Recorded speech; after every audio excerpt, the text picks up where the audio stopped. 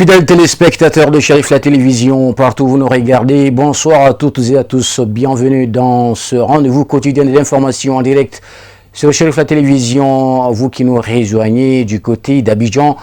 Merci de nous choisir pour vous informer à la une de l'actualité, direction la Côte d'Ivoire où le guide spirituel des Ansars, président de la fêtière islamique du groupement des leaders spirituels musulmans du Mali, donc qui séjournent dans la capitale ivoirienne depuis quelques jours maintenant dans le cadre de la commémoration du Mawlud Nabawi. Donc il a reçu en visite de courtoisie le président du Conseil supérieur des imams des mosquées et des affaires de la Côte d'Ivoire et une forte délégation. Venons tout cela avec notre envoyé spécial Bouya Diaguili Koulibaly. La voix vous est offerte par Abdul Karim Sako. Conduite par son président, la délégation du Conseil supérieur des imams, des mosquées et des affaires islamiques COSIM a été accueillie par le guide spirituel des Ansars, Seydi Cherif Ousmane Madan Haïdara.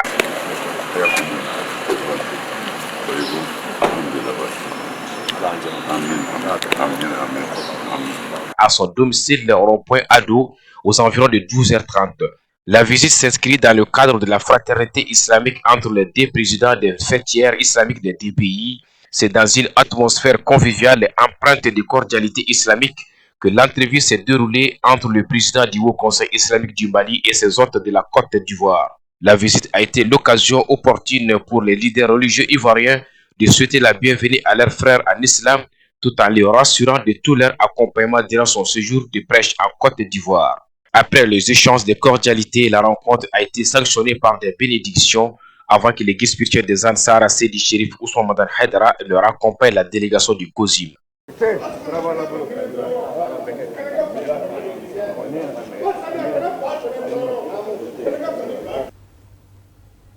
Restons toujours en Côte d'Ivoire pour parler de la deuxième édition du camp national de la jeunesse ansardine de ce pays, édition 2026.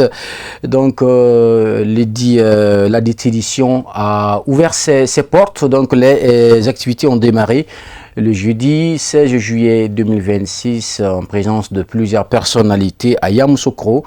Le thème retenu pour cette édition est Jeunesse Ansar, foi, savoir et engagement pour une Côte d'Ivoire de paix et de dignité. Les détails dans ce reportage signé Abdul Karim Sako avec toujours Bouya Diaguili Koulibaly. Deuxième du genre, ce camp national de la jeunesse ansardine de la Côte d'Ivoire enregistre la participation de 300 jeunes venus de plusieurs régions du pays. Durant une semaine, les participants bénéficieront d'une formation à la fois spirituelle, citoyenne, mais aussi entrepreneuriale. Des activités qui tourneront autour du thème Jeunesse Ansar, foi, savoir et engagement pour une Côte d'Ivoire de paix et de dignité. Les jeunes prenant part à ces camps de formation apprécient l'initiative et entendent s'y mettre à fond. La formation a pour l'importance de nous accorder la bénédiction des parents et tout ce que nous apprenons ici, c'est d'avoir une bonne éducation. Arriver à la maison, de les pratiquer et on saura les résultats. Le message que moi j'ai pour la jeunesse, c'est de se concentrer et de travailler. Car dans la vie de notre génération là, si tu ne travailles pas, tu restes, tu deviens un voleur et être voleur dans la vie n'est pas bon. Les 7 jours d'activité durant ce camp devraient contribuer à aider les jeunes Ansar d'être mieux outillés face aux effets de la mondialisation dans les réseaux sociaux grâce à des formateurs expérimentés. Nous sommes dans un monde où la jeunesse de façon générale est confrontée à un certain nombre de défis. Il y a assez de problèmes dans le monde avec l'avènement des réseaux sociaux où les gens ont beaucoup plus tendance à copier sur ce qu'ils voient ça et là. Et malheureusement, ce qui est généralement copié est le mauvais. Donc, au regard de toutes ces difficultés-là, il faut ouvrir un cadre d'échange, un cadre de formation, un cadre d'éducation où le jeune va apprendre à se connaître lui-même et à savoir que effectivement, je suis dans un monde, alors j'ai des défis à relever. Il faudrait que je sois moi-même un modèle pour ma famille, un modèle pour la communauté où je suis, un modèle pour mon pays, parce que la jeunesse, c'est l'avenir. Quant aux parrains non moins PCA de la COP Kavika, il a exhorté les jeunes au travail et à la confiance de soi, clé de tout succès. Il s'est dit disponible à chaque fois qu'il s'agira d'accompagner la France juvénile pour son épanouissement. Qui dit la jeunesse parle de l'avenir d'un pays. Parce que sans l'éducation d'une jeunesse, vous n'avez pas vraiment un avenir de ce pays. Donc c'est pour cette raison je n'aménage vraiment aucun effort pour être présent à chaque fois que je suis sollicité. Je réponds vraiment de façon favorable pour être aux côtés de la jeunesse, pour qu'on puisse partager ce que nous savons ensemble. D'abord, je voudrais dire merci à Cheikh Cherif Ousmane Madan Haïdara. Grâce à lui, tous ces œuvres-là sont vraiment à notre faveur aujourd'hui.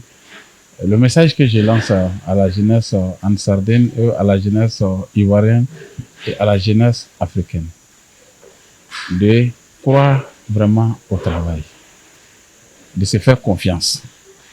Rappelons que c'est la capitale politique ivoirienne Yamoussoukro qui accueille la 2e édition du cadre national de la jeunesse en Sardaigne de Côte d'Ivoire, édition 2026. Retour ici à Bamako avec donc le lancement officiel du livre intitulé Cheikh Sékou Salah Karambe, présidé par le ministre des Affaires religieuses, du culte et des coutumes. Donc c'était ce jeudi en présence de plusieurs personnalités. On fait le point avec Fatoumata Yayakane. Ces documents constitués de 5 chapitres en un volume de 218 pages et retracent la biographie de Cheikh Sékou Salah Karambe. C'est une œuvre de Mahamadou Kanabaye. Bon, la motivation, je ne parle pas de motivation en tant que telle sur ce livre. C'est tombé dans mon écriture. Il a été dit très longtemps que Sékou Salah, sur son identité, il y a beaucoup qui se sont dit c'est un Dogo, il y a beaucoup qui se sont dit c'est un Peul, il y a beaucoup qui se sont dit c'est un Maraga. Mais ce que moi je veux vous dire, et puis j'ai compris la raison quand j'ai commencé à fouiller, parce qu'il a atteint une dimension, donc c'est des parcours qu'il a fait. Quand on essaie de rentrer seulement dans son parcours et que tu arrives à prendre ce parcours inscrit dans votre vie professionnelle, je pense que vous pouvez faire beaucoup de choses, vous pouvez inspirer beaucoup de personnes. C'est pourquoi moi je peux dire personnellement que depuis que ça fait 2 ans et 6 mois que j'étais sur le dossier. La cérémonie qui a enregistré la présence des descendants de feu Cheikh Sékou Salah Karambe ainsi que plusieurs autres personnalités a été un moment idéal pour les invités de faire des éloges sur les faits marquants de Cheikh Sékou Salah Karambe de son vivant. C'est avec un immense honneur que je prends la parole en ma qualité de parrain de cet événement qui est consacré à la célébration d'un homme dont on ne dira jamais assez la profondeur et la dimension. Nous tous jeunes, au centre, nous avons grandi tout en pensant que c'est tout ça là pour nous, c'était presque un mythe. Parce que partout où c'est tout ça là passait, à notre jeune âge, c'était la communion, c'était la fête, c'était la paix. Et aujourd'hui, si par la magnificence de Dieu, je me retrouve en train de parrainer un événement qui consacre sa mémoire, je ne peux dire qu'Alhamdulillah. Et je remercie tout le monde. Et vraiment, Sékou Salah, c'est une grande personne. Et ce qu'on a juste oublié de dire, c'est un mort aussi. Sékou Salah, après toutes les tribus que vous avez dit, c'est un mort. La cérémonie était présidée par le ministre des Affaires religieuses, du culte et des coutumes, qui n'a pas manqué de revenir sur les œuvres de Sékou Salah Karambe. Des gens comme Sékou Salah, des érudits comme lui, méritent d'être situés dans leur contexte, méritent d'être dans les ouvrages pour ne pas qu'ils soient dans les oubliettes, même si que Dieu n'accepterait jamais qu'un grand homme comme lui soit oublié. Il ne pourra jamais être oublié. Qu'on écrive sur eux ou pas, ils seront toujours demeurés et Dieu va faire revenir des générations qui vont faire rappeler Dieu. Kanabaye, vous avez été un jeune Un jeune qui nous a donné la mémoire, la force spirituelle aujourd'hui, de nous rappeler de nos ancêtres, de nous rappeler de nos hommes spirituels qui ont mis le Mali sur ses 4 pieds. Et jusqu'à présent, la baraka est là et la baraka est une réalité. Le Mali ne va jamais tomber tant qu'on va toujours continuer à rendre hommage à ces genres de personnes, tant qu'on va toujours rester ensemble, tels que les Peul et les Dogons qui ont toujours montré les bels exemples aux Maliens. M. Kanambaye, il ne mesure pas lui-même par sa jeunesse ce qu'il a franchi comme pas et ce qu'il a réalisé comme hommage. La cérémonie a été marquée par des mots de reconnaissance et de gratitude à l'endroit de Cheikh Sékou Salah Karambe. Autre actualité dans ce 18h, la gestion des déchets en Mali dans le district de Bamako-de-Mer. Un enjeu majeur entre croissance démographique exponentielle et insuffisance d'infrastructures. Les autorités peinent à faire face à l'accumulation des ordures. Abdelkarim Sako et Boubacar Traoré se sont intéressés à ce reportage. Suivons-les. Ce n'est pas rare de voir dans les rues de la capitale Bamako les tas d'ordures s'accumuler, dégageant des odeurs nauséabondes et servent de repères pour certains insectes et animaux errants. Cette triste réalité peut être cause de maladies graves pour la santé humaine. Les groupes d'intérêt économique communément appelés GIE, qui en collaboration avec les mairies sont chargés d'évacuer les ordures des ménages pour les acheminer au dépôt de transit, sont entre le four et le moulin à cause du manque de dépôt de transit. La toute première difficulté, c'est le dépôt de transit.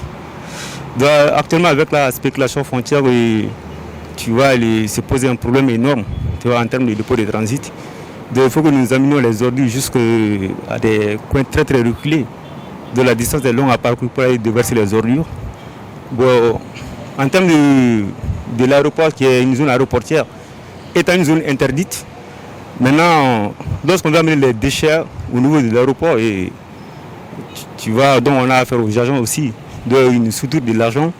Donc c'est à fait que certains choisissent la longue distance. La mairie est bien au courant. Une fois même, on est allé envahir la devanture de la mairie avec des camions chargés en déchets et tout ça. Mais il n'en fait rien. La précollecte, qui est la mission principale de la mairie, est confiée au GIE par un système de contrat.